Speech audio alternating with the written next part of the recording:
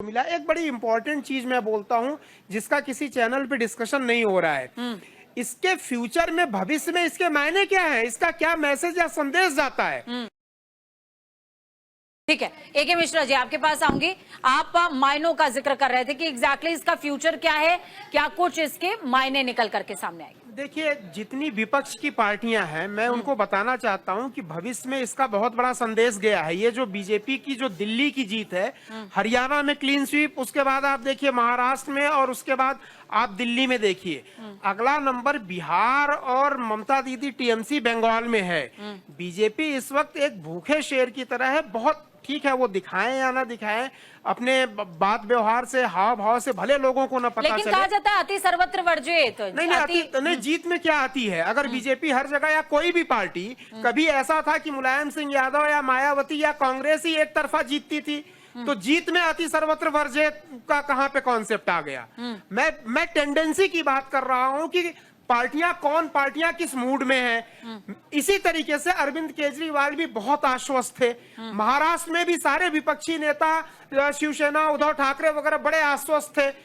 मेरे कहने का मतलब है कि आरजेडी और टीएमसी में अगला नंबर मतलब इन दोनों का है, और बीजेपी इन दोनों राज्यों को, बिहार और बंगाल को, अब की बार किसी भी कीमत पे छोड़ने के मूड में नहीं रहेगी।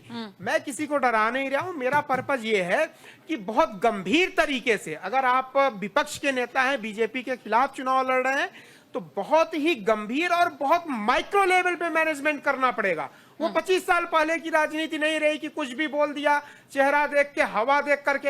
अब हवाओं पे कोई विश्वास नहीं करता, क्योंकि सोशल मीडिया का जमाना है, फैक्ट पता चल जाता है, पैटर्न चेंज हुआ है। आप एक झूठ बोल के देखिए केजरीवाल के हार का कारण क्या रहा। अब इन्होंने जो ये बोला कि जी यमुना नदी में बीजेपी वालों ने जहर मिला दिया है, हरियाणा सरकार ने, आज तक स्वतंत्र भारत में क्या गुलाम, मतलब इस तरीके की हवा या खबर तो किसी ने भी नहीं बोला। इतनी बड़ी नदी में कितने बोरे, कितने टन कोई जहर मिलाएगा? और यमुना को तो ऑलरेडी 10 साल से जहर केजरीवाल ने मिला के रखा है। तो जनता को ये बातें मतलब हजम नहीं हुई। तो अगर आप बहुत सरफेस लेवल पे बोलेंगे, गंभीर नहीं है, आपके कथनी और करनी में फर्क है, बातें छिछली हुई हैं। हाँ, तो आप हारेंगे चुनाव। आप भले ही पहले कितना क्यों न जीत रहे। ये बीजेपी के लिए भी एप्लीकेबल है, बीजेपी भी तो हारी है ना। तो अगर जरा सा भी डेविएशन हुआ तो आप समझ लिए कि चुनाव हार जाएगा। अभी बहुत माइक्रो मैनेजमेंट का विषय हो गया है। Indian politics and Indian elections बहुत ही माइक्रो स्ट्रेटेजिक मैनेजमेंट का सब्जेक्ट हो गया। ठीक है, अब हवाई चीजें नहीं चलेंगी। ठीक है, देखिए, जो आपने ये बोला ना कि भाई दिल्ली की जनता का मन भापना इतना आसान नहीं होता है पार्टियों या राजनेताओं के लिए, ये गलत चीज है, मैं सहमत नहीं। देखिए, केजरीवाल तो लगातार 10 साल से मन भाप रहा था। सारे मुद्दे तो केजरीवाल के पास भी थे, लेकिन केजरीवाल ने वही नब्ज पकड़ी। यानी मन भापना एक टिपिकल चीज है, इसमें बीजेपी फेल रही, कांग्रेस फेल रही, मैं ये बोलूंगा। 10 सालों के बाद बीजेपी ने असली तरीके से मन भापा। और कई बार ये होता है कि लोहे को लोहा काटता है। जैसे जी वो रेवड़ी दे रहे थे तो ये क्यों दे रहे हैं, ये सारी जो बातें चल रही है फ्री बीज की, तो डायमंड कट्स डायमंड, जहर को जहर ही मारता है। ये प्रिंसिपल बीजेपी ने अपनाया।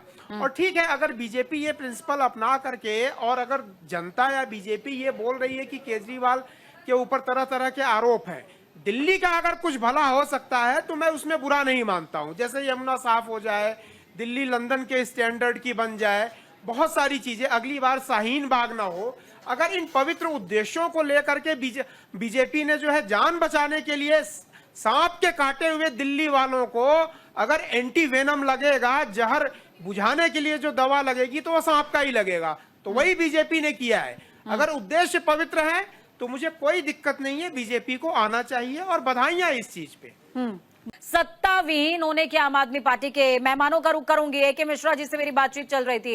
एके मिश्रा जी, लगातार माना जा रहा था कि मुकाबला त्रिकोणीय रहा, कांग्रेस ने और आम आदमी पार्टी ने मिलकर के चुनाव नहीं लड़ा, लेकिन आपको क्या समझ में आता है, क्या एआईएमआईएम और निर्दलीय प्रत्याशियों का भी रोल रहा है? क्योंकि जब हम हरियाणा के इलेक्शन को देखते हैं तो वोट कटिंग पैटर्न जिस तरीके से सेट हुआ, उसने बड़ा खेल किया था। नहीं, देखिए, जहां पे हार और जीत 100, 200, 500 वोटों से हो रही है, तो वहां पे हर एक मुद्दे का अपना रोल होता है। निर्दलियों का भी बहुत बड़ा रोल रहा। एक निर्दलीय अगर 100, 200, 500 वोट भी काट रहा है तो हार और जीत को डिसाइड करने में, यानी कौन हारेगा कौन जीतेगा, ये डिसाइड करने में उसका भी रोल रहा है। तो फिर वो चाहे ओवैसी की पार्टी रही हो चाहे निर्दलियों की पार्टी रही हो, अगर कैंडिडेट्स का रोल देखा जाए तो डेफिनेटली जो है यहाँ पे भाई एटलीस्ट निर्दलीय पार्टी के जो उनके घर के हैं वो लोग तो देंगे ना, 5, 6, 10 लोग जो हैं वो तो देंगे।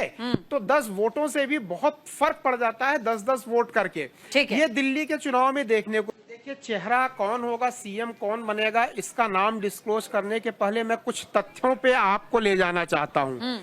थोड़ा सा इसको क्विकली करेंगे क्योंकि कि जो है ठीक है। देखिए दिल्ली राजधानी है, दिल्ली में बहुत समस्याएं, पॉल्यूशन वगैरह है और उतना ब्यूटिफिकेशन भी नहीं हुआ। अंतरराष्ट्रीय स्तर पे दिल्ली का कंपटीशन दूसरे देश की राजधानियों से होता है। दिल्ली में इस वक्त मुख्यमंत्री नेता नहीं, एक बल्कि कुशल प्रशासक चाहिए जो दिल्ली की समस्याओं से लड़े, उनको दूर करे और तेजी से। मुझे नहीं लगता है कि बीजेपी दिल्ली के मुख्यमंत्री को लेकर के कोई गफलत पालेगी कि जो बाद में कोई गलती कर दे अपनी नासमझी के लिए। प्रशासक के रूप में मुझे जो लगता है वो किरण बेदी बेहतरीन लगती हैं। उनका एक्टिव पॉलिटिक्स में कोई लोभ लालच नहीं है, क्लीन, उनका नीट एंड क्लीन रिकॉर्ड रहा है। तो अभी जिस हिसाब से दिल्ली को चमकाना है, नाम निकल करके सामने आया है।